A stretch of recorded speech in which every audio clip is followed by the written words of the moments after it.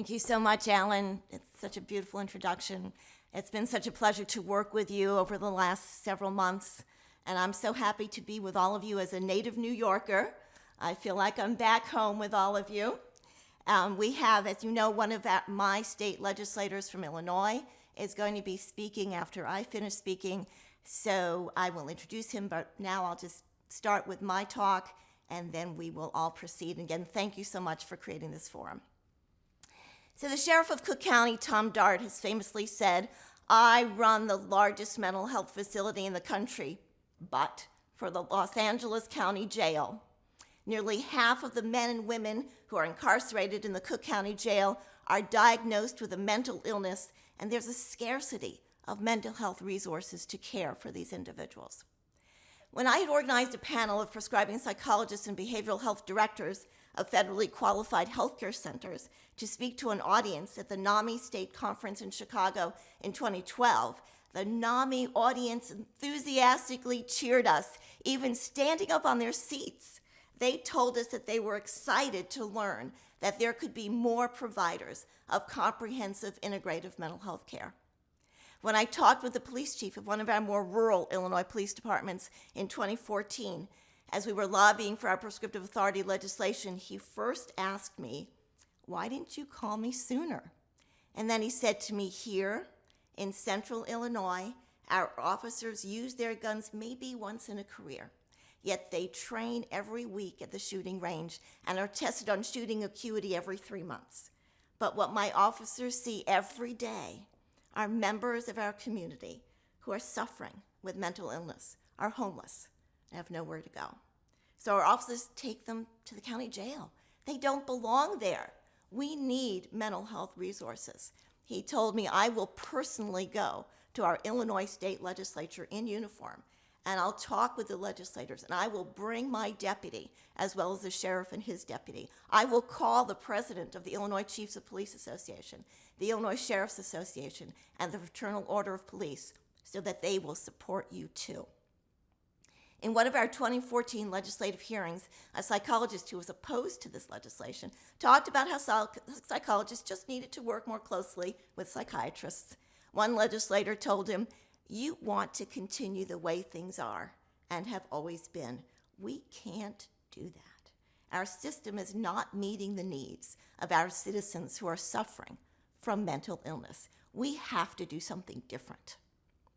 After our prescriptive authority legislation passed in 2014, clinical psychologist Dr. Lori Rickman Jones, who had served as a senior policy advisor for behavioral health in Governor Pat Quinn's office, wrote to me, "Just a quick note, Beth, to congratulate you for your work on this historic legislation. You should be commended for your tenacity and willingness to work with the other trade associations to find common ground to make this happen.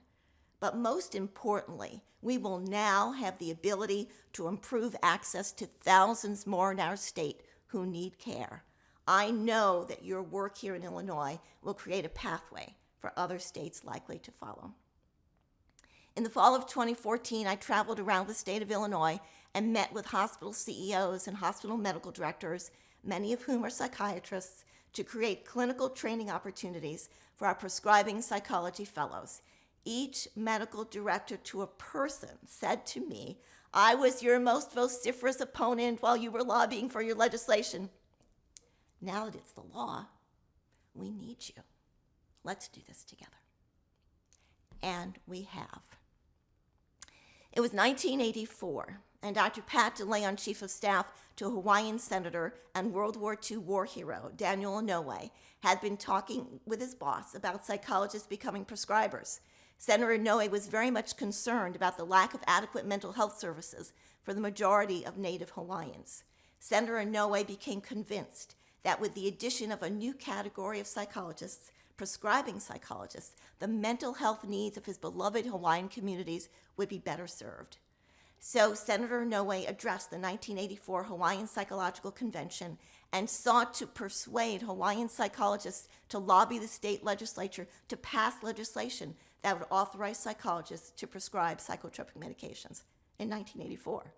Many Hawaiian psychologists were indeed persuaded to begin a statewide movement for prescriptive authority. Even more importantly, however, Senator Inouye's speech that year ignited a national and even an international prescriptive authority movement that continues to this day. In 1991, following consultations with Dr. DeLeon, the United States Department of Defense embarked on a psychopharmacology demonstration project known as the PDP that sought to train and credential military psychologists to prescribe psychotropic medications to American troops throughout the world. The military trained 10 psychologists over a period of 6 years and found indeed that these psychologists provided effective and safe, comprehensive mental health care to a variety of patients and clients in a cost-effective way. The American Psychological Association was listening carefully. In 1995, the APA Council, again under the watchful eye of Dr. Pat DeLeon and other APA leaders, passed a resolution that broadened psychologists' possible competencies to include prescriptive authority and recommended that the APA establish a model curriculum for study in clinical psychopharmacology, as well as establish model legislation. The first governmental entity to pass prescriptive authority legislation was the United States territory of Guam in 1999. New Mexico, the first prescribing state, passed its legislation in 2002, and Louisiana passed its prescriptive authority legislation in 2004. Over the next 10 years, both Hawaii and Oregon tried to pass their prescriptive authority legislation. In 2007, Hawaii's Governor Linda Lingle vetoed it. And in 2010, Oregon Governor Ted Kulongoski vetoed his state's prescriptive authority legislation. Both times that the governors vetoed their state's prescriptive authority legislation, they bent to the pressure of their state's medical and psychiatric societies and the heavy pressure applied by psychologists who were opposed to prescriptive authority.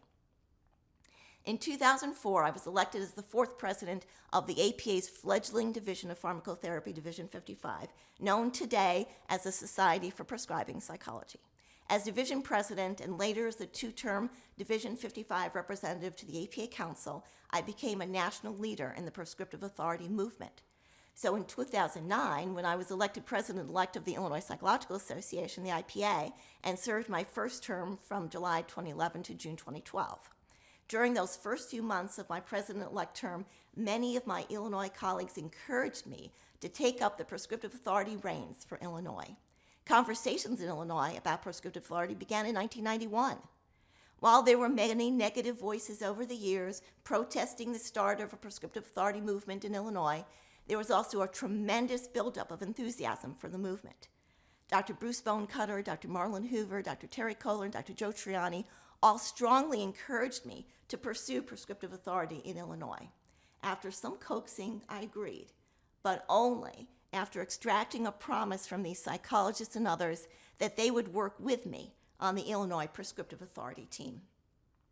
So with the consent of the Illinois Council in September 2011, the IPA under my leadership pursued the hiring of a lobbying team that would be solely focused on the controversial prescriptive authority legislation, one of the most challenging legislative initiatives that we as psychologists try to pass.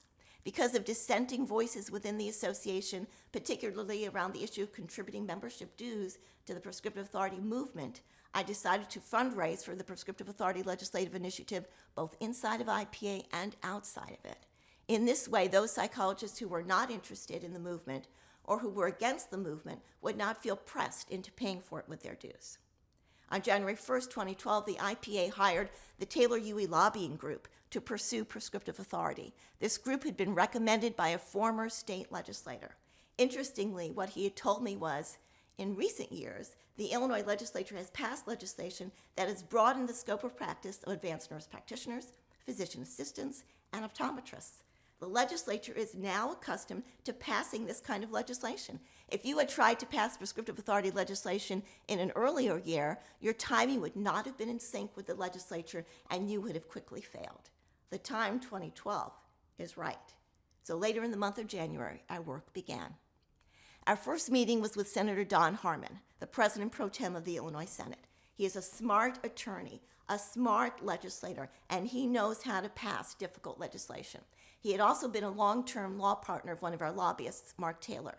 Several of my colleagues and I met with Senator Harmon. We talked for an hour and a half. We discussed the dire need that Illinois has for more providers of comprehensive, integrative mental health services. At that time in 2012, 90% of our state's 102 counties were rated by HRSA as being mental health shortage areas, or HSAs. And while about half of our counties, 46, had both psychiatrists and psychologists, the other half of our counties had no psychiatrists, even though more than half of those same counties, 24, had psychologists. Senator Harmon, because of his leadership role in the Senate, knew very well what we were talking about. He knew that many of his constituents from a broad spectrum of socioeconomic strata would have to wait for 6 months or more for an appointment with a psychiatrist. And in Chicago, the largest city in Illinois, the wait times and the inaccessibility of psychiatrists were even worse, especially around the perimeters of our city. After the meeting ended, Senator Harmon told our lobbyists that he was very enthusiastic about our legislative initiative and that he would be honored to champion our legislation in the Senate. We were on our way. We started to prepare our bill. We would model it after the New Mexico Prescriptive Authority statute.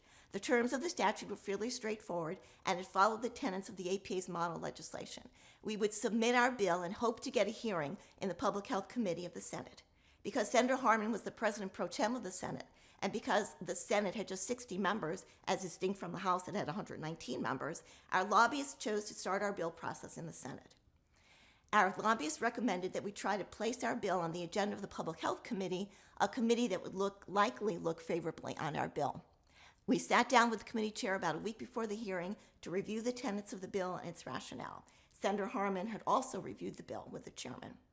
On March 12, 2012, just a couple of months after we began working with our lobbying team, the Senate Public Health Committee held a hearing for our bill.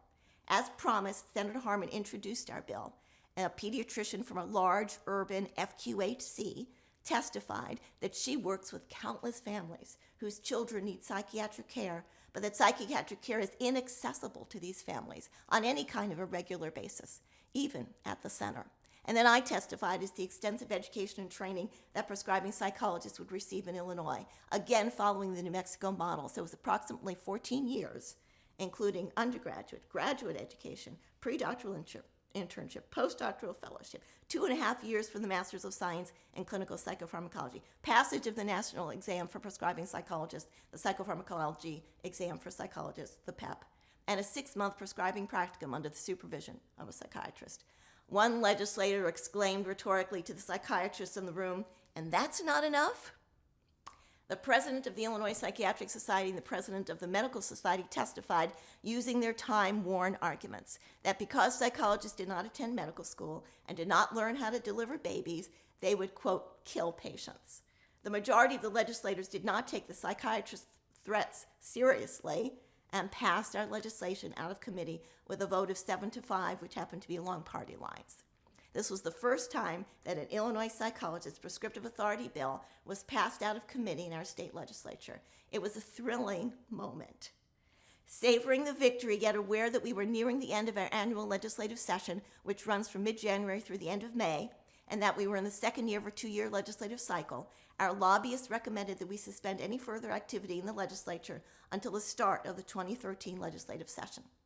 At the same time, our lobbyists recommended that we intensify our efforts around the state to bring on more psychologists and third-party supporters. So another one of our lobbyists, Jennifer Morrison, and I spent our summer driving around the state of Illinois, meeting with psychologists and explaining the tenets of our bill, the rationale for our bill, and how we might be able to pass this legislation in both the Senate and the House over the next couple of years. We were optimistic.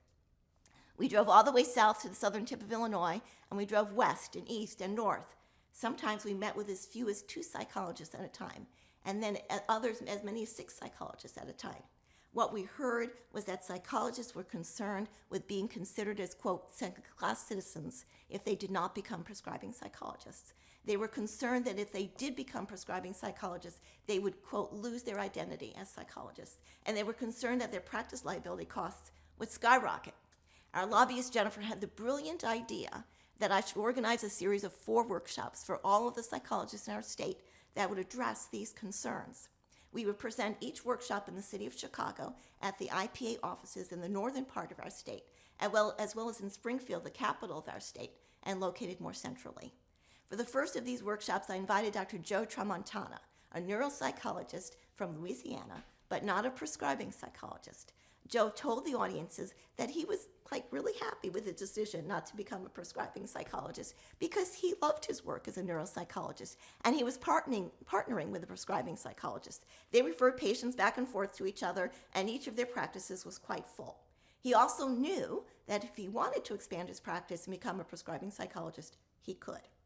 For the second workshop, I invited Dr. Elaine Levine and Dr. Bob Sherrill from New Mexico. Elaine had been one of the two pioneering psychologist advocates for prescriptive authority in New Mexico and was the first civilian prescribing psychologist in New Mexico and in the United States. Bob Sherrill was the chair of the New Mexico Psychology Licensing Board. They talked about how they had implemented their legislation in New Mexico. And then for the third workshop, I invited Dr. Jana Martin, whom many of you probably know, the CEO of the Trust. She spoke directly to the issue of prescribing psychologists' liability insurance costs. The surprising news was that the cost of liability insurance for prescribing psychologists had increased only $50 to $70 over the cost of liability insurance for non-prescribing psychologists. And there is no increased cost for non-prescribers in a prescribing state. Today, the increase in liability insurance for prescribing psychologists is only $100 above non-prescribers' costs. And the reason for that is that there have been just a few substantiated licensing board complaints against prescribing psychologists and no filed lawsuits against psychologists.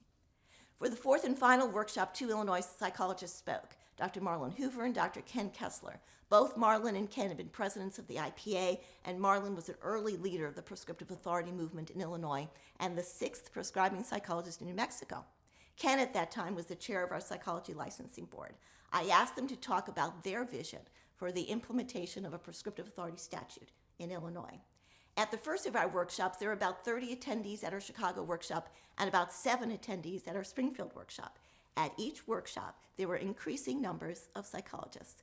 By the fourth workshop, we had an SRO crowd of more than 100 attendees in Chicago and more than 30 attendees in Springfield. People were impressed with the workshops and the movement, and there was a growing buzz and excitement. By the time that our bill passed in 2014, we had 640 Illinois psychologists lobbying and supporting our legislation. In the spring of 2012, while I was completing my first term as IPA president, I had run unopposed for a second term and had been reelected. So as 2013 rolled around, I was serving as the president-elect again of the association and was preparing the IPA for further lobbying efforts for our legislation. In March of 2013, we were in the first year of the 2-year legislative cycle. We were planning to again introduce our bill in front of the Senate's Public Health Committee. Again, Senator Don Harmon was going to be our first speaker. That year, we also brought to Illinois a California psychiatrist who was an instructor in our didactic MSCP training programs. We had to go all the way to California to bring over a psychiatrist because Illinois psychiatrists would be ostracized from their professional communities in Illinois if they were to testify for our prescribing statute. While many psychiatrists told me privately that they supported our legislative initiative, they also told me that if they were to support us publicly, they would no longer be able to work in the state and put food on the table for their families. I had also asked Dr. Najee Webb to testify for us as a prescribing psychologist from Louisiana. 50 psychiatric residents in white coats came to the hearing and snickered at whenever a speaker from the psychologist camp would testify. The biggest mistake that the psychiatric witnesses made, all of whom were from prestigious Illinois medical institutions, was that they overreached. One psychiatrist in particular showed charts with numbers that purportedly showed that psychiatrists trained more than 30,000 hours in medicine and psychiatry. It was Senator Harmon who took them to task. He said, "I noticed that your numbers reflect years of study in which students studying psychiatry never sleep, take time out to eat, take breaks. You know that's a ridiculous overstatement." The legislators were appalled, and the high-status psychiatrist from the prestigious University Medical Center could only gasp and sit down, red-faced with embarrassment. In fact, while psychiatrists receive approximately 10,000 to 16,000 hours of training in medicine and psychiatry, Illinois prescribing psychologists receive 20,000 hours of training.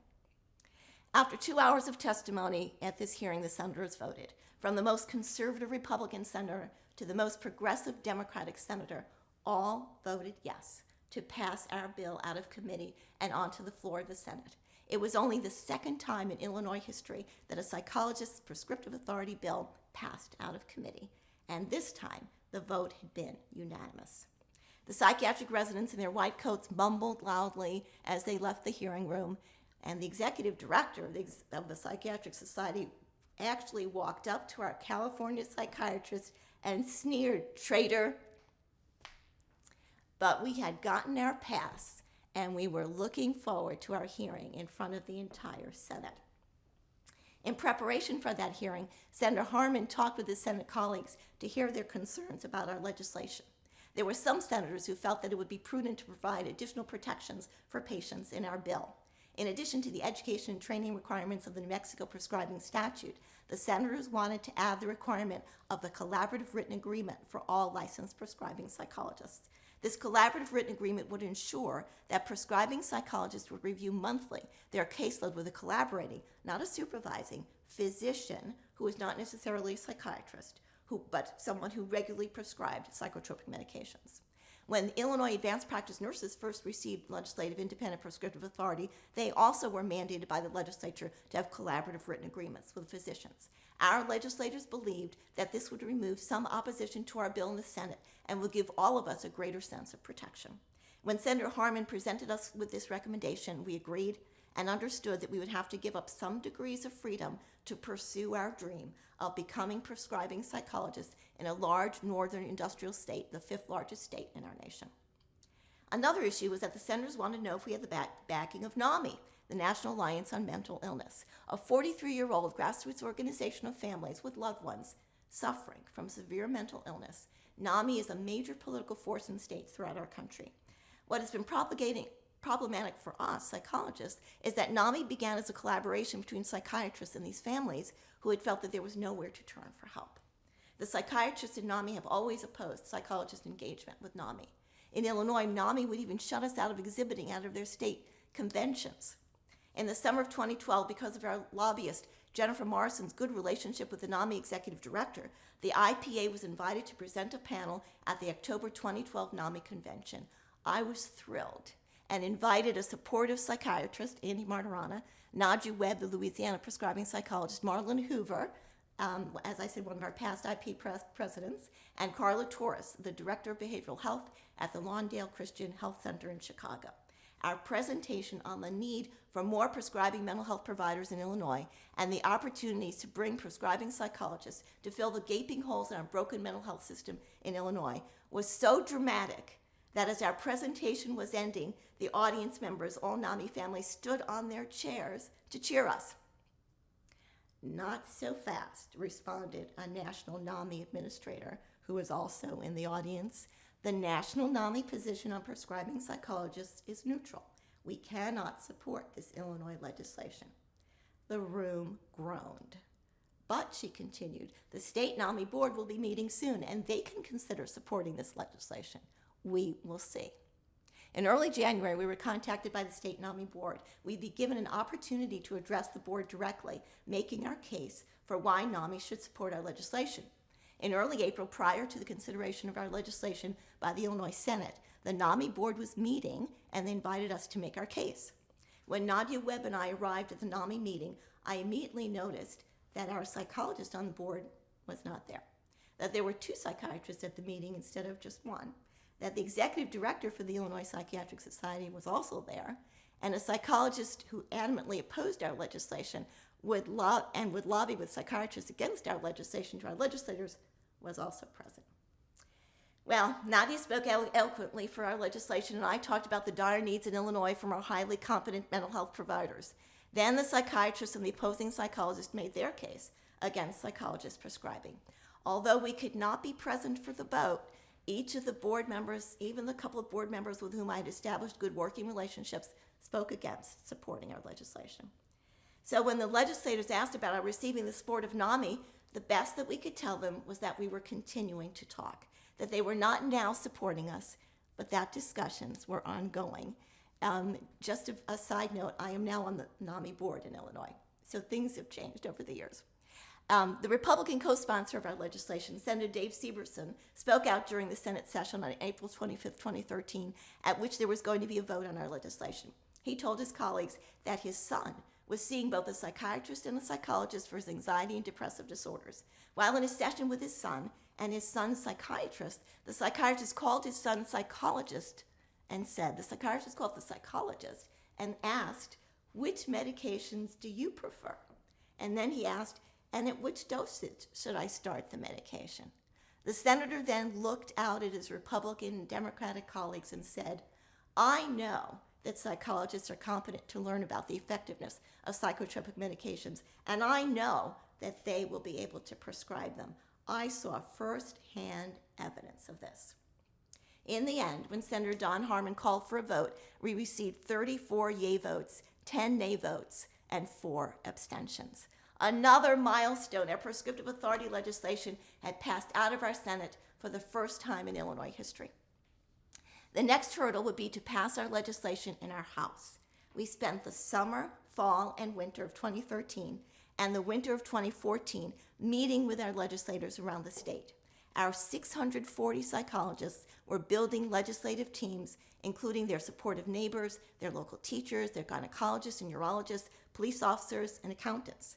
Our psychologists and lobbyists talked with each of our 119 House representatives, not once, not twice, not 3 times, not 4 times, not 5 times, but 6 times during all of those months, explaining our rationale for our bill, explaining how the education and training would be safe, how prescribing psychologists in the military, in New Mexico, in Louisiana, on Indian Health Service tribal lands, had already written thousands of prescriptions and that there had not been any unforeseen adverse events. There were the caucuses to address, the Black Caucus, the Women's Caucus, the LGBTQ+ caucus, the Hispanic Caucus, the Republican Caucus, and the Democratic Caucus. All needed to be convinced of the safety of our proposed licensure. One legislator looked at me and asked, "Are you trying to eliminate the profession of psychiatry?" Finally, on May 7th, 2014, we were ready to have a hearing in front of the Health and Human Services Committee of the House. We had met with the chair, and she was supportive. Our Democratic co-sponsor in the House, John Bradley, was excited to introduce our bill to the committee. I called upon 3 psychologists to testify. Dr. Algene Garner, the psychologist who brought his church, the largest Black church in Illinois, to support our legislation. Dr. Bob Rinaldi, the executive director of a major medical society in Illinois and a licensed prescribing psychologist in New Mexico, and Dr. Carla Torres. The psychologist who opposed prescriptive authority testified against the legislation, as did 2 psychiatrists. When finally the testimony period came to an end, the chair called for a vote. We knew that the vote would be close, but we were not certain of the outcome. The votes were taken around the room, 9 yes votes and just 5 no votes. We were so happy. We had finally gotten through this committee and had made our last stop before going to the full House. On May 1st, prior to the May 7th committee vote, our lobbyists had taken a roll call. We needed at least 60 votes to pass on the House floor, as there were 119 representatives. On that roll call, we only got 30 votes, half of what we needed. And then after our May 7th win in the Human Services Committee, our roll call yielded, what? Just 24 votes. What was happening? The psychiatrists and medical society were increasing the pressure on the legislators to vote no, now that we passed out of committee, and they were intensifying the fears around psychologists prescribing. Legislators were scared. Don Harmon and John Bradley, our 2 Democratic bill sponsors, called a meeting with Sue Clark, the lobbyist for 2 nurses associations in Illinois. And they said to her, "We have helped your nurses broaden your scope of practice. We now need you to help us with the psychologists." Sue said that she would have to go back to talk with the representatives of her associations. On May 17th, Sue came back to our lobbyists and said that her nurses had voted, in fact, to remove their opposition to our bill and to support our bill, as long as we would add some requirements to our educational and training program. After some discussion, we agreed to these changes. Then Sue added, "And I can bring the psychiatrists and the medical society to the negotiating table." We had been waiting for this. Our lobbyists had not ever been in a difficult lobbying circumstance in which the opposition had refused to come to the negotiating table. But this was a highly charged bill, and our adversaries had not been willing to let down their defenses. No psychiatrist had been willing to be characterized as a traitor in the eyes of their peers. Despite all odds, and as the end of the legislative session was rolling inexorably toward its closing days, Sue Clark made good on her promise and brought the lobbyists for the Illinois Psychiatric Society, the lobbyists for the Illinois Medical Society, and the president of the Illinois Psychiatric Society to the negotiating table, with the lobbyists for the Illinois Psychological Association, herself as lobbyist for the two nurses associations, and me as president of the IPA to the negotiating table in Springfield, our capital city, on Tuesday, May 27th of 2014. We spent all day around a large rectangular configuration of tables talking about issues. The psychiatrists were demanding, and we were pushing back. Ultimately, at the end of the day, we were left with the offer that the Medical Society and Psychiatric Society would remove its opposition and give us a neutral position if we would agree to an expanded series of education and training requirements that included 7 basic science undergraduate courses, the MSCP, the passage of the PEP, 9 clinical rotations in a broad variety of medical, behavioral health, and correctional settings, and a 2 to 3 page clinical research paper. Additionally, we would have to accept some constraints on our prescriptive authority. The Psychiatric Society representatives would be meeting with its board the next day, and I would be meeting with my IPA colleagues and executive director. Although the added requirements and constraints could be seen as onerous, our lobbyist, Jennifer Morrison, turned to me, and she said, "This is a moment in which you can have prescribing psychologists in Illinois, or you can walk away from this table with nothing. There is an upcoming gubernatorial election, and we do not yet know if our supportive Governor Pat Quinn will be reelected. In fact, we have good information that his opponent, a Republican, is aligned with the physicians and will oppose you. You have spent thousands of hours and dollars and resources and tremendous energy fighting for this legislation. This opportunity may not come around again for another 5-10 years, if at all. This is your moment."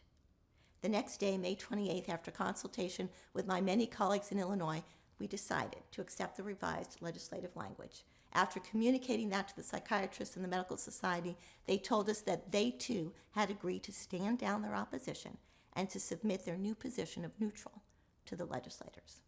On Thursday, May 29th, Representative John Bradley introduced our bill to the Illinois House of Representatives. Many legislators jumped to their feet and told their peers, "I am so glad that these trade associations came to an agreement. We had not wanted to vote against either the psychologists or the psychiatrists. We enthusiastically vote for this compromise legislation."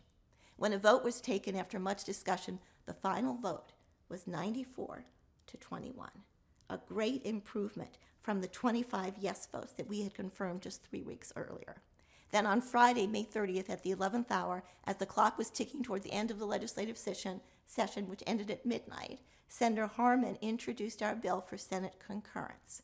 Whereas the bill had passed the Senate by a vote of 34 to 10 on April 25th of 2013, this time the bill passed unanimously with a vote of 57 to 0.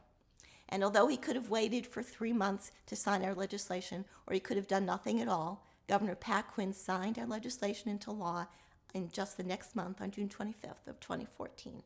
And because sometimes David wins, prescriptive authority came to Illinois.